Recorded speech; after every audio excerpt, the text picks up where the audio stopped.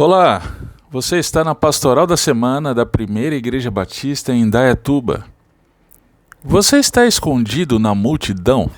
As férias estão chegando e uma das coisas que eu gosto de fazer nas férias é visitar outras igrejas. Minha preferência é por visitar igrejas em outras cidades. A ideia é poder cultuar ao Senhor sem que ninguém me conheça. Bem, isso acontece em um fim de semana ou dois. Quando volto de férias, faço o que realmente amo. Cultuo ao Senhor com os irmãos que conhecemos e as suas famílias.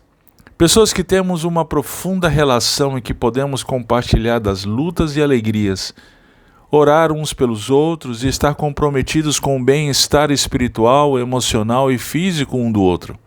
Vivemos o tempo da comunicação em massa. Nesse contexto, milhares de corações feridos, solitários, distantes de Deus, estão escondidos no anonimato das multidões apaixonadas pelas luzes, ambiente, som e pregação que lhes captura os sentidos.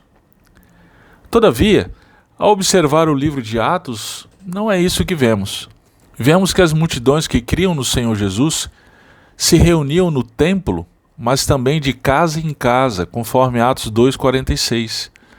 O Templo de Jerusalém era o espaço de adoração, proclamação da palavra e profissão pública de fé. Esse templo não existe mais, embora o espaço público de culto em que a igreja se reúne mantenha esse propósito. Porém, existe um outro espaço, o que Lucas em Atos 2 chama de casa em casa. A igreja primitiva tinha suas reuniões públicas, mas também suas reuniões nas casas. A casa é o ambiente em que saímos do anonimato. Nosso coração é exposto, somos exortados e instruídos com mais precisão a respeito de Cristo. Vemos isso acontecer em Atos, capítulo 18, verso 24 e seguintes. Lucas relata que chegou em Éfeso um homem chamado Apolo. Ele era um judeu natural de Alexandria e um homem admirável, eloquente, com grande conhecimento das Escrituras, instruído no caminho do Senhor, fervoroso de espírito, e falava e ensinava com precisão as coisas concernentes a Jesus.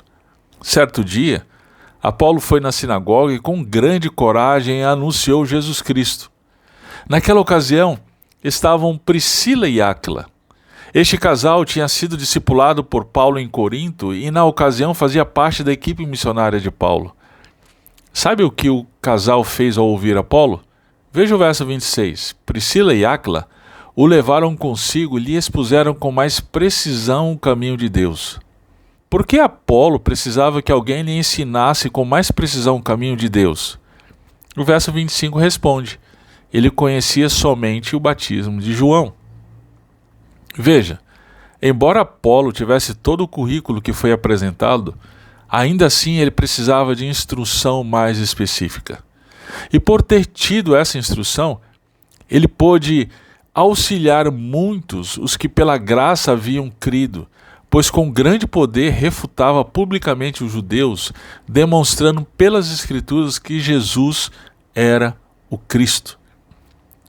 Isso me diz que sempre precisaremos ser instruídos com mais precisão a respeito das Escrituras. E graças a Deus pelas Priscilas e Áquilas, que uma vez instruídos, se dispõem a instruir a outros. Esse é o discipulado de casa em casa que infelizmente tem se perdido nos nossos dias. Veja, nas últimas décadas no Brasil, muito se falou de movimentos como G12, Igreja em Células, etc. Esses movimentos se mostraram danosos à igreja.